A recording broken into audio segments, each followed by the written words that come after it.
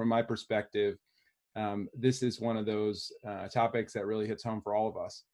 Anybody here who's in a relationship has noticed that this whole time has affected us.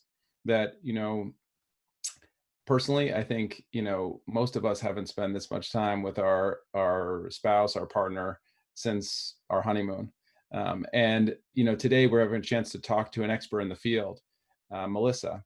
And Melissa is someone who has a wide variety of experience in talking to couples. She, in addition to being in English practice, she's had a leadership role at the Ackerman Institute, which, as many of you know, is a world-renowned couples and family therapy institute and program. And Melissa is an expert on not only couples, but family interaction and also sex therapy as well, where she has advanced training and works with couples and individuals on understanding and improving their relationship to their own sexuality. So I just want to welcome Melissa into our discussion. Melissa, are you there? I'm here. Oh, there you are. Okay, there you are. Hey, how's everybody?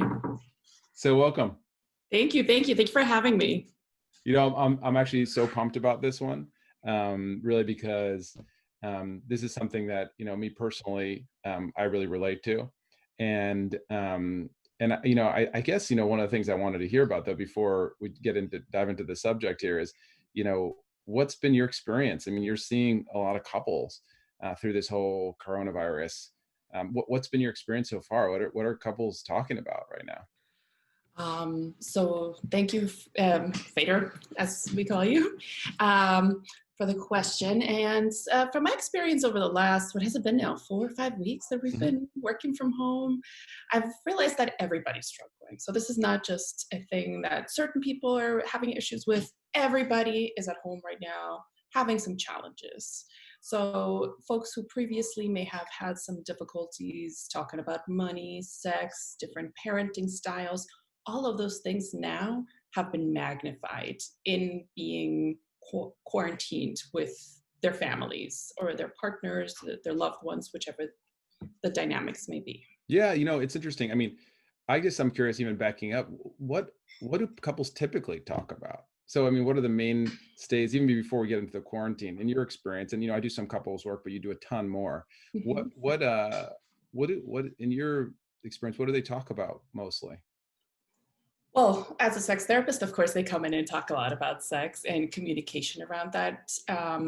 There's a lot of folks that have challenges with money and they don't know how to talk about it. It's something we weren't necessarily taught to speak about. So that's something that's definitely in the forefront in couples work.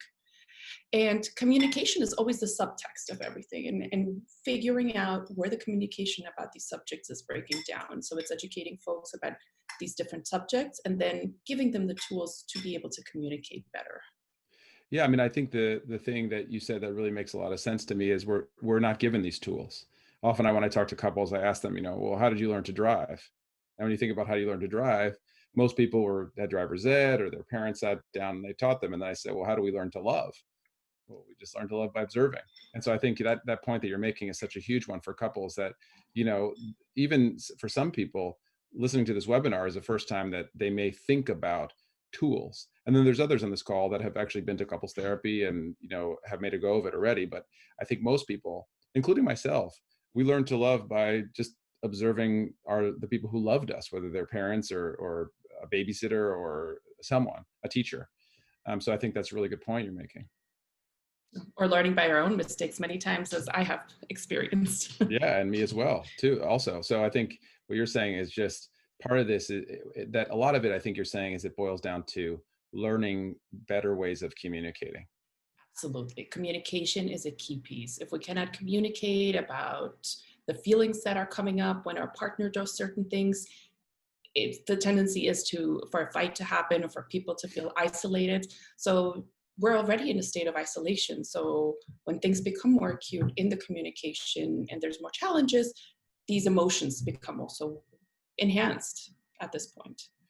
Yeah, I think, we'll come back to that communication point later, because I think we're going to talk through that for people, and I can't wait to hear. We actually have some pragmatic examples that I know you're going to get into later, but getting back to this particular time. So, people talk about, as you say, money. They talk about sex. Mhm. I just curious, when people talk about sex in couples, where does that conversation usually go?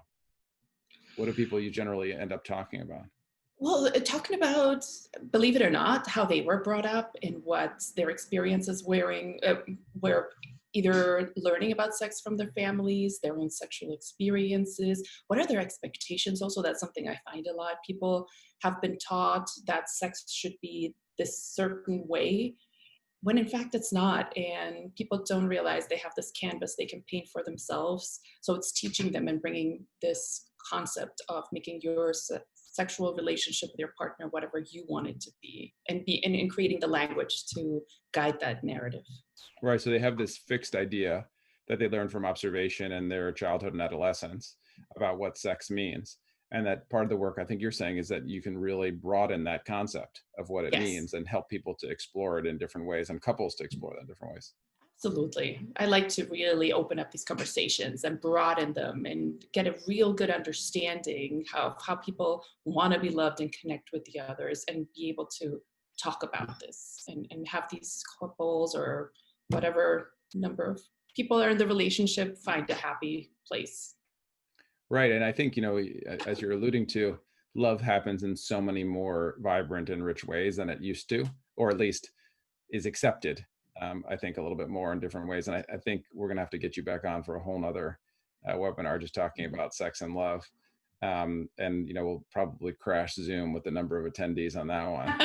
That So would be great. what, you know, so what in particular in this time do you think is making it really difficult for couples? What are the factors right now that make it challenging, in particular? I mean, as you think about it. So, yeah, Fader, there's a lot of issues that people have come to me with over the last few weeks. But I'm going to turn it around and make it more about what have been the skills that the couples who have been successful or reporting more of smooth sailing has been, and that is the ability to be more lenient and flexible in your relationship. Many times, especially in here in New York, we're so stuck on everything needing to be a certain way that we don't have it, we're very rigid people here in New York. And right now is a great time to practice sitting back and just letting things be and being okay with something not being perfect. That has been something that has helped a lot of couples move ahead. So basically, not being a perfectionist. And actually, could you move a little bit to the left and be perfectly centered in your thing? Yes, I'd like you to it's be better. perfectly. I'm just kidding. I'm making a perfectionist joke. That didn't work. Silly. You got me. So, how did couples do that, right? Because I mean, I think that actually is really wise advice. And I think in my relationship and the relationship people that I work with, I've noticed that in acceptance of others and working towards that. But like, walk us through the steps there. How do you help couples do that with things that really, bother? Say, for example, I know what a lot of people are joking about is like wanting, that their spouse is crowding them, right? Like they've never spent this much time. It's hard. How do you work with people on acceptance in that environment? A lot has to do with keeping, having some kind of communication about it. So I think it's really important for couples to create a structure. So if you create a day where you know what your partner's got on their agenda and you have it, you can build upon days like that and have space for each other and also space apart because we all need a little space from everybody. So under the structural piece, I think it's also to build in routines. So I'll put myself into this equation. For example, we wake up every day and our routine is to take the dog for a walk and get some coffee. It's the only time, one of the only times we go outside and we safely social distance. But that routine right there creates some kind of sense of normalcy for a couple and some stability. And then another thing, my third tip in getting through this phase is creating boundaries. We're often trying to appease our partners and make sure that everybody's comfortable, but we're not in tune with our own needs. And sometimes it's okay to say to your partner, hey, listen, I'm going to step into the other room for 10 minutes right now. Hopefully there is that space in an apartment in New York City, but having boundaries, it's so important during this Or at time. least And step into the bathroom, step bathroom behind the with screen, into the closet. the other day I had a session and one of the partners was in the closet. So, but whatever it takes, create those boundaries, listen to yourself, figure out what it is you need and make that space for yourself. No, absolutely. I mean, I think the routine things is critical. I credit, in my relationship, I credit the date night that we established, 15 years ago, to be one of the hallmarks of what makes my relationship strong. And I love what you're doing here too, because I think, what we tend to do is really focus on what's wrong. And we know that humans don't really learn that way. So, figuring out how we can focus on what couples are doing right and how to enhance that, I think is absolutely critical. We do the date night, and also as a family, we have this family workout that we do in the morning, where we just we squeeze into this tiny little room. Everybody's kind of exercising on top of each other. But I think as a family or as a couple, that's been one of the hallmarks that's helped us both physically and mentally stay ready for all the other stress that you're talking about. Absolutely. It's really important and it's something to cling on to right now. Yeah. And you know, how about communication? I mean, what are the skills that you teach couples? I know we can't. I mean, we can maybe get into a little bit of detail. Maybe we can try one out here. But what do we teach couples about communication? How do we teach them along the lines of what is driver's ed? For a couple right now in terms of just getting a little bit better at communicating in conflict and out. So I want us to do maybe a role play at some point. Maybe a listener can give us a question or something that they've stumbled upon, and we can model some of this imagotherapy language. But let's backtrack a little bit more. I do a lot of Actually, hold work. on, Melissa. Just, Yes. I think Melissa is a great idea, and we have a bunch of people on right now, so we're gonna turn it over to you while Melissa's talking here, and take a minute to think about the kind of things that you're talking about. We're going to ask you to give us a scenario that's rated PG or PG-13. We don't want to get censored here, but something that's happening in your relationship, a particular situation that caused conflict. It can be general. Something about conflict about money or about parenting or about activities or work. And if you put it into the chat, or you can put in the Q&A box there, we'll follow up on Melissa's idea, and we'll go through a role play about how a couple might communicate about that. I'm using a various technique that Melissa will suggest. I'm sorry, I cut you off. You were talking. You were No, walking it. You were walking thank it you. back a little bit. No, taking it back. So a lot of the work that I do with my couples is helping them understand how they interact. So it's understanding their, if a conflict arises, what emotions came up when, let's say, your partner spoke to you this way. How do you typically react to that? How does your reaction impact your partner? So what emotions come up for the partner? And then in return, how does that person respond? So it's always a cycle that we are in couples therapy. And when couples understand how they're impacting each other, how their gut reaction or their knee-jerk reaction to a behavior leads them to act, will then spiral into this cycle. So my job is to help them figure out what's going on there in order for them to step back. So then we start working on tools of, okay, I felt that knee-jerk reaction, and instead of going after my partner, for example, I was able to step away and go into the other room and calm myself down. So those are some of the it's called the meat and bones of how we do couples therapy.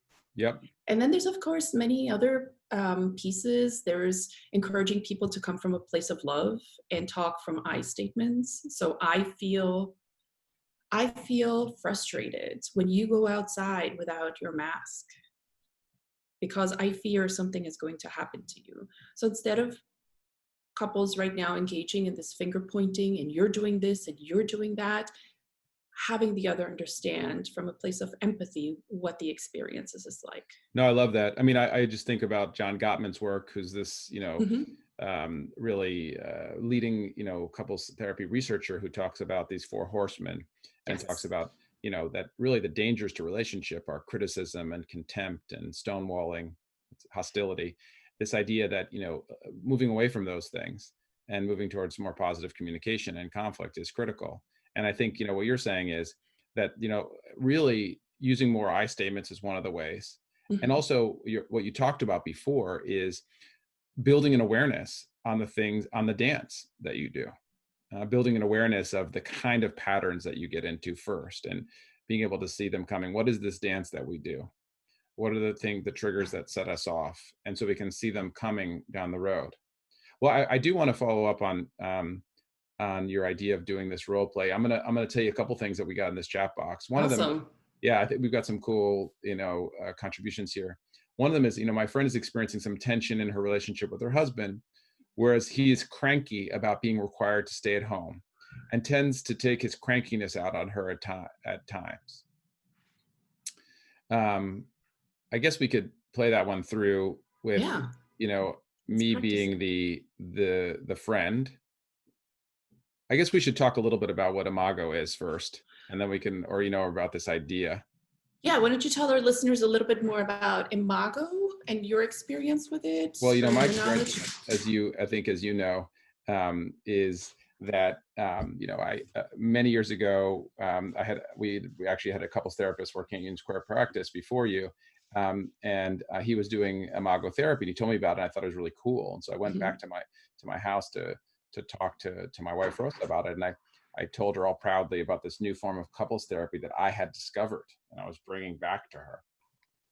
And so she was, listening to me about this story about couples therapy, and she's very patient about it. And she just looks at me like, and I realized the way she was looking at me, I'd stepped in it, like something was wrong. I was like, you don't want to go to one of these workshops?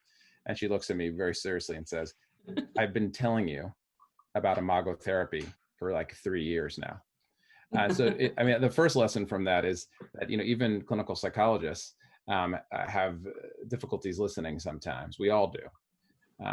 And the second part of that story is that I went to this Imago workshop and I found it extremely helpful. And in short, as we'll talk about, Imago is a way of interacting with your partner in which you learn how to dialogue in a different way. You learn how to, quote, send information and receive information in a different way. And it follows a format of a dialogue, which Melissa and I are going to take you through. The Yes. idea here is that we learn these patterns or these images of learning how to love from our parents and people, and we kind of replay them, these patterns or these behavioral learning that we have with our couple, and that with our partner. And so we're going to take you through a little bit about this imago Mhm. experience and the dialogue that's taught. So yeah, there's 4 steps in this imago dialogue, and we're gonna go through them. The first one is just asking permission. That we find that Mhm. by asking permission, that already avoids conflict. So asking your partner, agreeing that if you have a reaction, that you're going to say, "Hey, I had a reaction to something that happened. Can we talk about it?" And if your partner says no, then they have to identify a period in the next 24 hours. No, but we can talk about it later tonight or in the morning. The next step is when you explain what's happening or what your reaction is, assuming your partner says yes, is really to summarize what the person had said. And after you summarize, then and summarize is also mirroring. And Mhm. then after that, what you do after you mirror or summarize is that you validate what Mhm. they said by saying something like, "It makes sense to me that you feel this way because." So even if you think everything else doesn't make sense, you're finding something that makes sense about what the person said.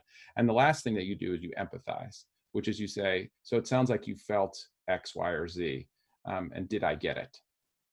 And so it really helps people to stick to this method of moving away from criticism and blame. And what's also important, as Melissa is going to demonstrate, or I'll demonstrate in this part, is that the sender, the person talking, has to stick to some guidelines too. And that's, that if you don't read into what you think the other person feels, you can use phrases like, "The story I tell myself is X, Y, or Z."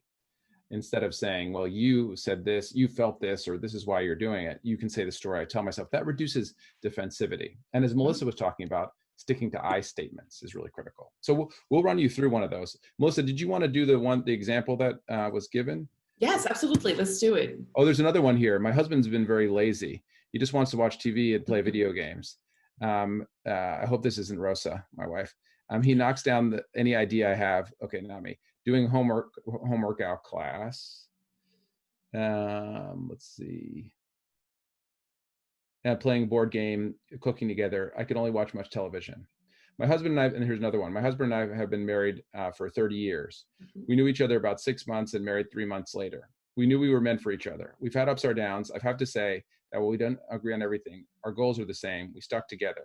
Our faith is now very strong. We believe we probably love each other more now than we did when we were first married. Our physical and emotional life are great.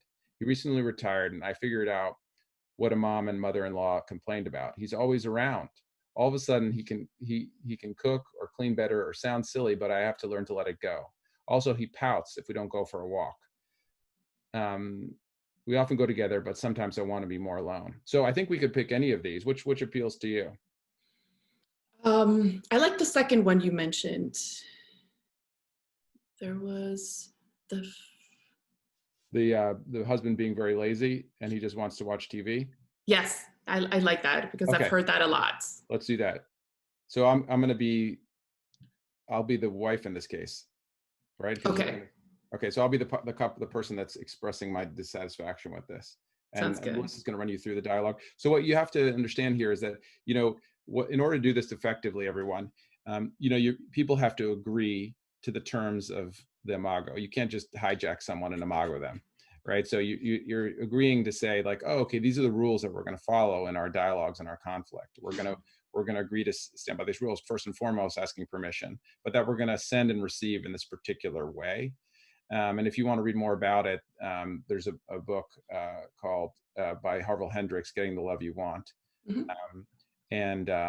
And you can find out more about that. But we'll start this dialogue and we'll take you through it, and then we can debrief it and get questions from people. So Melissa, I had a reaction. Can we talk about that now? I gotta finish this video game. I'm almost done with the stage. Can you give me an hour? Sure. All right. We'll see you next week on the webinar next week. So let's fast forward to an hour later. It's an hour later. She's completed level 6 of Zelda Breath of the Wild, and we're back. Hey there. So I'm free now. Let's talk a little. What's going on? Well, basically, I'm having a reaction because when you play video games, I really feel like I'm alone here, and I just feel disconnected, and that I don't have time. And the story I tell myself is that, in my mind, the story is that the video game is more important than us. So I'm hearing you say that you're feeling isolated and lonely because I'm playing my video games, and that what you tell yourself is that the video game is more important than me. Is that what you're trying to say to me? Yes, and that I think that I also feel like I don't have something equal to that. Like I don't have video games that I play, and so when you go off and do that, I feel bored, and honestly, sometimes it makes me feel like I don't have a focus, or I don't have a release. Wow, I'm sorry to hear that, and I'm hearing also that there seems to be some need for you to find an activity, or for us to find an activity together. Is that what I'm hearing you say? Yeah, I mean, I think that's basically it. Like I just feel like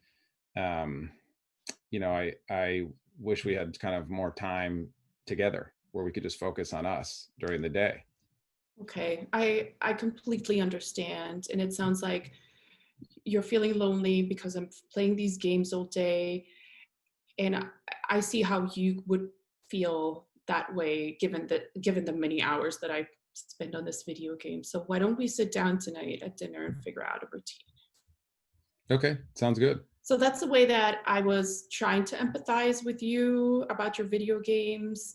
Many times that will also lead into a bigger discussion. Maybe the video games are a way that the husband is dealing with stress and anxiety. So that's where you could also take this imago dialogue and develop it a little bit more. But this is a great way to start your conversation about things that are not about you not feeling heard or seen in a situation and building empathy with your partner.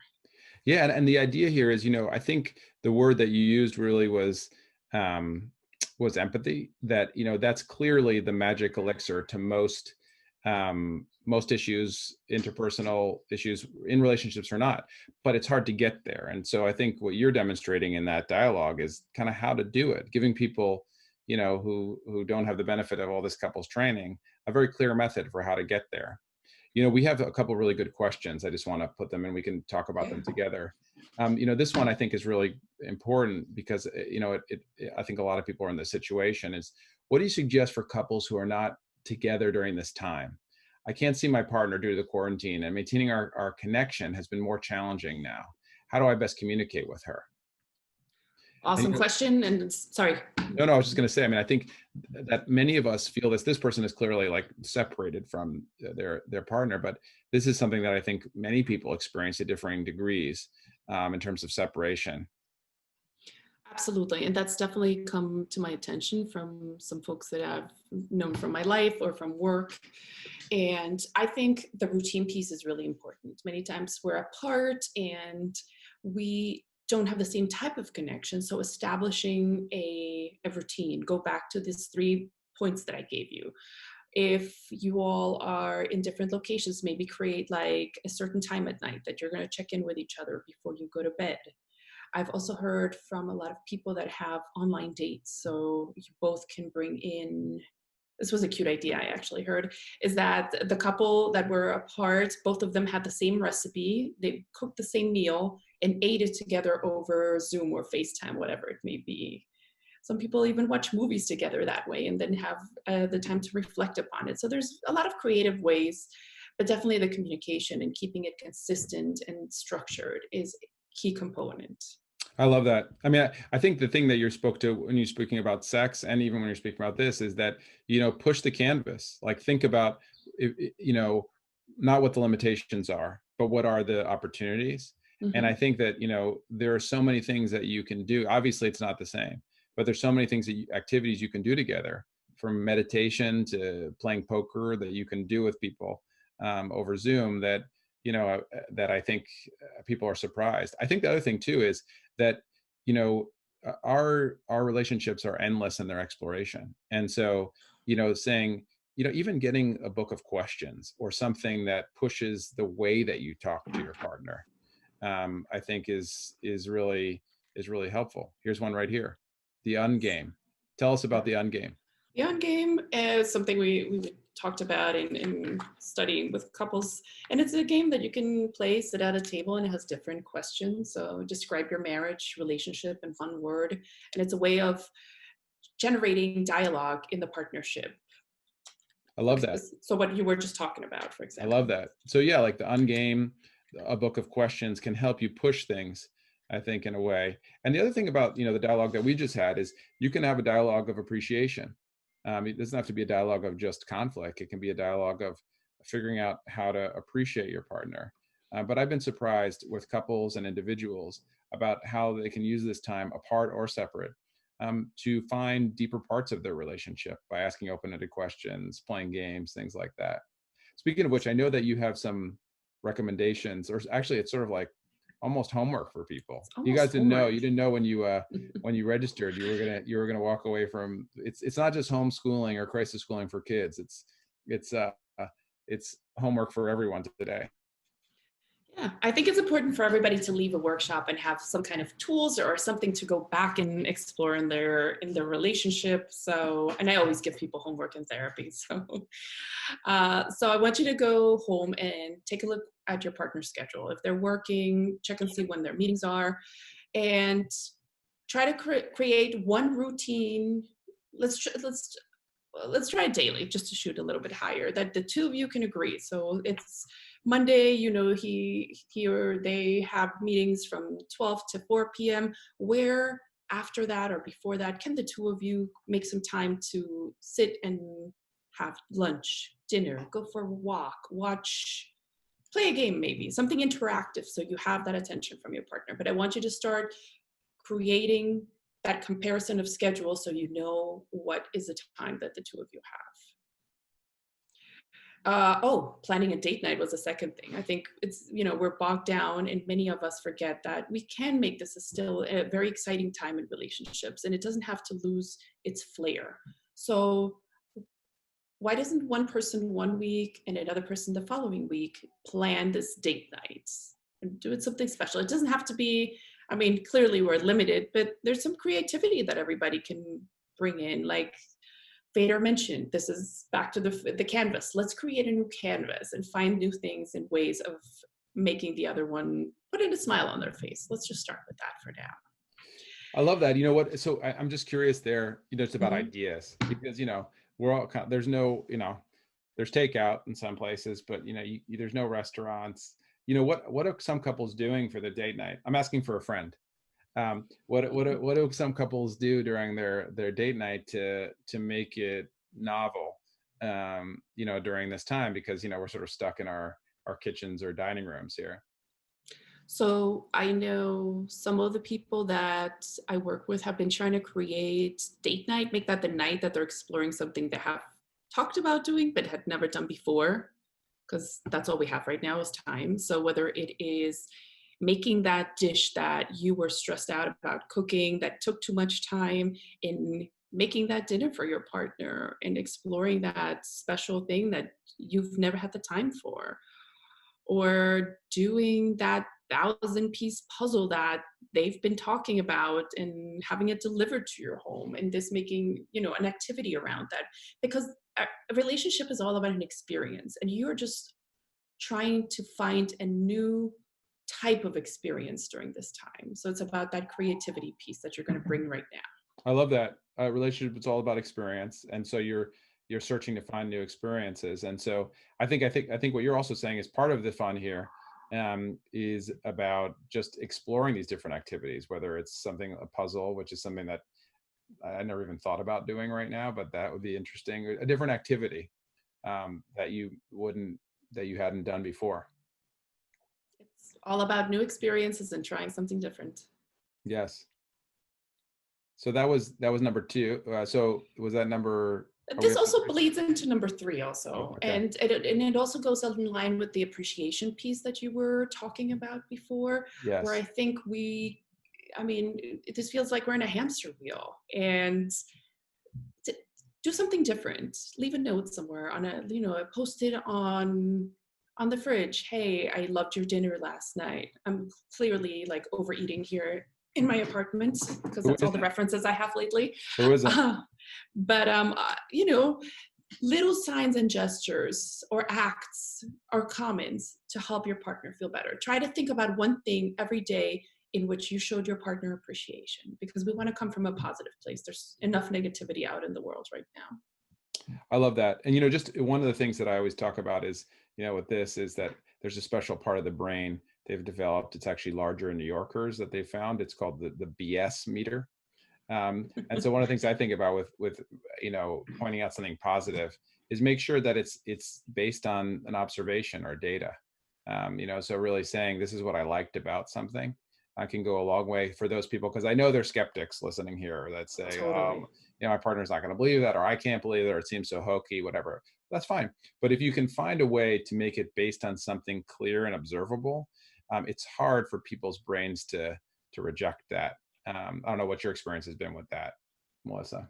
Yeah, especially in New York, we definitely have low threshold for those kind of things. Yeah. But I think you know your partner best, and you will know what kind of little things will make a difference for them. Yeah. And I think, to your point, the little things, I love how you're saying that it can be all these different kinds of things, right? Because it could be written, it could be something, it could be touch, right? But just showing Yes. them that they're loved during this time. And I think of it too as sort of a bank, right? Where every time someone gets criticized, there's a withdrawal Hmm. from the bank. But every time we put in, every time we make those efforts to appreciate, it really builds up the strength. Right. You're bridging that situation that everybody's experiencing.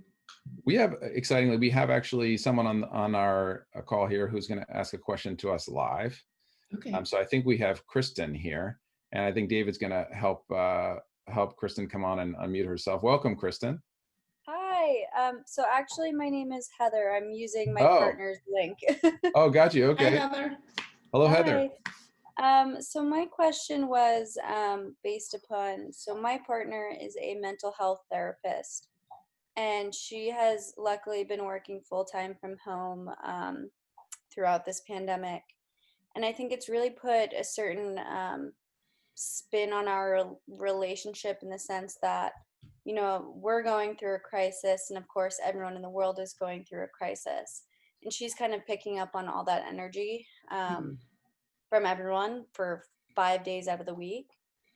And then the days that she's off and we have, more time to spend 24 hours together essentially inside of our apartment, I realized that my energy level, I'm a producer, so my mindset is always to like keep going and be on to the next project. And I can't really sit still and just like watch TV.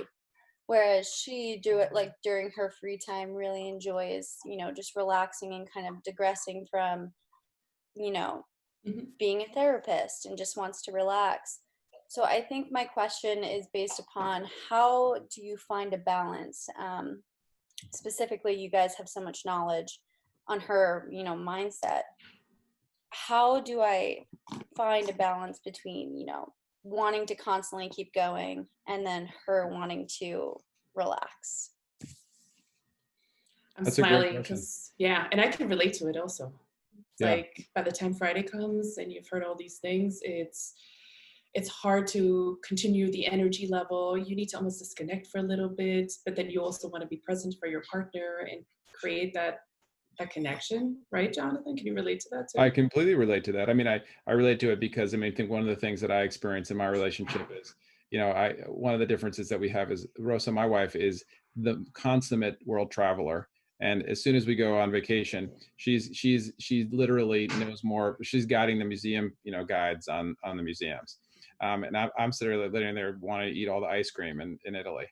So there's like a difference. And I think that what you're pointing out, Heather, is that I think for some people who are working in any kind of field where you're kind of talking through people through their emotions, there's a level of exhaustion that sometimes leads to the opposite of kind of wanting to relax.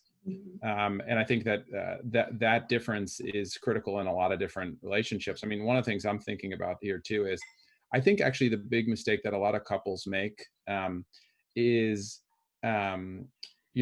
not anticipating these differences, having anger or resentment around them, and then going into that dance that Melissa's talking about. So, before we get acceptance, we have to kind of talk it through and say, like, this is how I'm experiencing, and this is sort of why I need that time. And the other person in dialogue saying, oh, this is why, I need to, be stimulated or have this stimulation, before I think there can come a negotiation. So I guess what I'm saying is, build a deep understanding of what the other person's need is and why. And I think then you can lead to some negotiation about how do you fix it, or what can each person put in.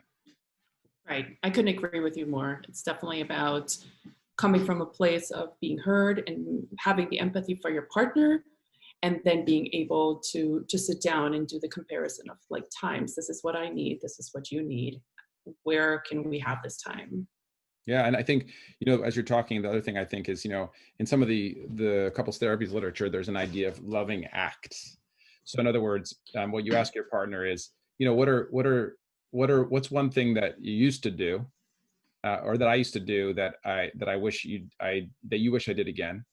What is one thing that you wish I would add that I'm not doing now?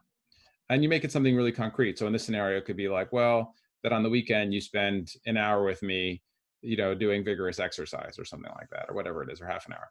And then the other person would say, well, I wish that you would, take 30 minutes over the weekend and watch TV with me, or something like that. And so what you just attempt to do is each person doesn't focus on the problem. Each person just focus on that act, right? So, what you do is to say, oh, okay, I'm not gonna worry about what my needs are. I'm just gonna try to fulfill that other need, for half an hour.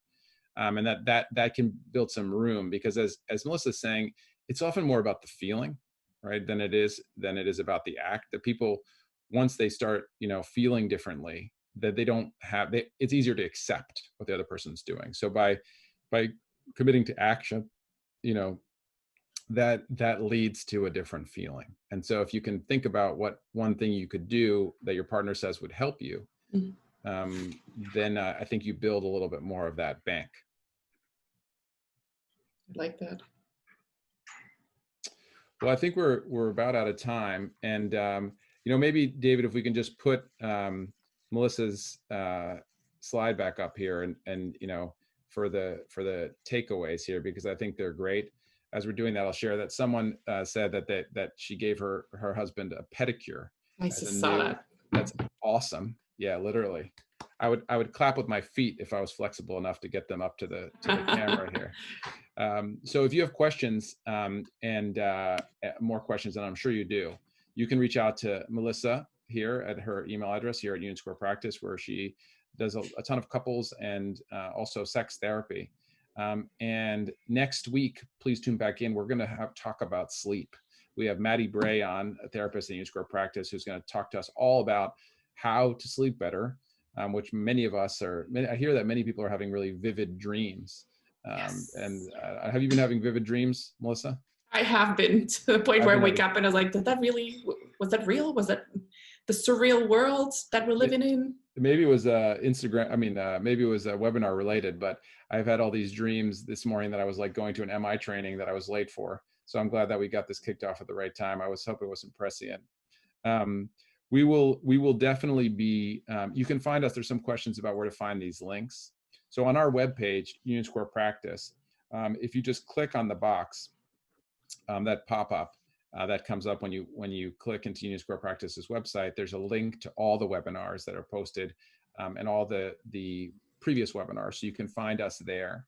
You can also just go to Union Square Practice Facebook page and click on the videos tab, and all of the recordings will also be there. But you can certainly find us on Union Square Practice on the site. In the news section, but just click on the pop-up that comes up there, and it'll take you straight to the webpage. Here are Melissa's recommendations again.